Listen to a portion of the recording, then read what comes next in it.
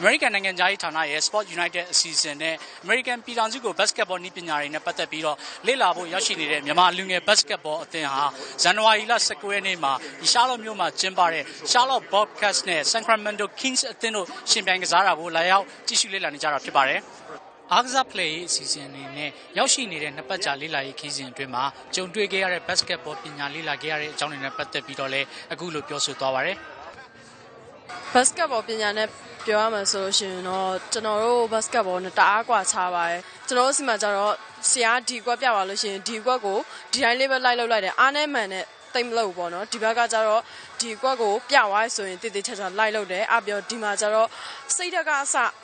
တိဆောက်စိတ်ဓာတ်တိဆောက်ပုံကအစဒီကအကုန်သင်ပေးရနော်အားကစား play အစီအစဉ်နဲ့ရောက်ရှိနေကြတဲ့မြန်မာလူငယ်တွေအနေနဲ့ basketball နည်းပညာတွေသာမဟုတ်ပဲ American တွေရဲ့ယဉ်ကျေးမှုနောက်တဦးကောင်းတယောက်ကောင်းမဟုတ်ပဲအသင်းလိုက်ဆွမ်းဆောင်နိုင်မှုလူမှုဆက်ဆံရေးခေါင်းဆောင်မှုတွေနဲ့ပတ်သက်တာတွေကိုလည်းလေ့လာခွင့်ရခဲ့ပါတယ်။ဒါဟာ Sport United အစီအစဉ်ရဲ့အစီအစဉ်တစ်စိတ်တစ်ပိုင်းလည်းဖြစ်ပါတယ်။ဒီခေတ်စီကအင်မတန်ကောင်းပါတယ်ကျွန်တော်တို့ဒီ team building တွေရောဒီ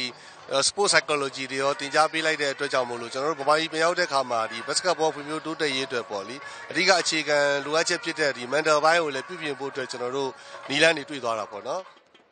မြန်မာနဲ့ American ပြည်ထောင်စုအကြားပထမဆုံးအကြိမ်အားကစား play အစီအစဉ်အနေနဲ့ American ပြည်ထောင်စုမှာရောက်ရှိနေတဲ့အချိန်တော်အတွင်းလေ့လာခဲ့မိသမျှတွေကိုပြန်ပြီးအကျိုးရှိရှိလက်တွေ့ကျကျအသုံးချသွားမှာဖြစ်တဲ့အကြောင်းလဲ basketball အသင်းအဖွဲ့ခေါင်းဆောင်ကအသင်းသားတွေကပါပြောဆိုသွားပါတယ်မြန်မာနိုင်ငံဆိုလို့ရှိရင်လည်းပဲ basketball ကစားတဲ့လူငယ်တွေဥယေဟာတဖြည်းဖြည်းတိုးပွားလာတာဖြစ်တဲ့အတွက်ကြောင့်မလို့အားကစားကွင်းတွေလည်းကျွန်တော်တို့ဖော်ထုတ်ပေးရမယ်အားကစားပစ္စည်းတွေလည်းပေါ်ပေါ်တီတီရအောင်ဖန်တီးပေးရမယ်ပေါ့နော်ဒီကြားထဲမှာဒီအခြေခံစနစ်တကျတင်ကြားပေးဖို့အတွက်နှီးပြဆရာတွေလည်းကျွန်တော်တို့မွေးထုတ်ရမှာပေါ့နော်ဒီမှာတင်ရတဲ့ဒီမှာတင်များဟာတွေကိုတငယ်ချင်းတွေသမီးရဲ့ဆရာတွေကိုပြန်ပြောပြမယ်နောက်ပြီးတော့ basketball စိတ်ဝင်စားရေးမကစားနိုင်တဲ့လူတွေကိုလည်းတမီးကပြန်တင်ပေးမယ်ဒါအမေရိကလူမျိုးတွေကတီဗီထဲမှာလို့မဟုတ်ဘူးအပြင်မှာတအားဖော့ရွတယ်ဆိုတာတွေပြန်ပြောပြမယ်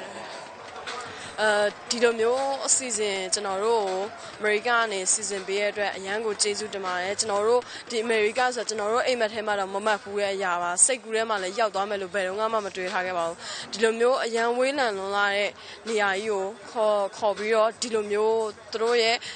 အကုန်လုံးပေါ့နော်ယဉ်ကျေးမှုသူတို့ရဲ့ယဉ်ကျေးမှုတွေသူတို့ရဲ့ပညာရေးတွေသူတို့ရဲ့ basketball ပညာတွေကိုအကုန်လုံးကိုသင်ကြားပေးရတဲ့အတွက်အရန်ကျေးဇူးတင်ပါတယ်ဟုတ်ဇန်နဝါရီလ 9 ရက်နေ့ကတည်းက American ပြည်ထောင်စုကို basketball နည်းပညာတွေနဲ့ပတ်သက်ပြီးတော့လေ့လာဖို့ရောက်ရှိနေတဲ့မြန်မာလူငယ် basketball အသင်းဟာသူတို့ရဲ့ခီးစဉ်ကိုဒီဇန်နဝါရီလ 19 ရက်နေ့မှာကျင်းပတဲ့Charlotte Bobcats အသင်းနဲ့ Sacramento Kings အသင်းတို့ရှင်ပြိုင်ကစားတာကိုကြည့်ရှုတာနဲ့အဆုံးသတ်မှာဖြစ်ပါတယ်။ဇန်နဝါရီလ 20 ရက်နေ့မှာတော့ဒီ Charlotte မြို့ကနေပဲမြန်မာနိုင်ငံကိုပြန်လည်ထွက်ခွာမှာဖြစ်ပါတယ်ခင်ဗျာ။ကျွန်တော်အောင်ပါ Charlotte မြောက် Carolina ပြည်နယ်ကနေသတင်းပေးပို့နေတာပါ။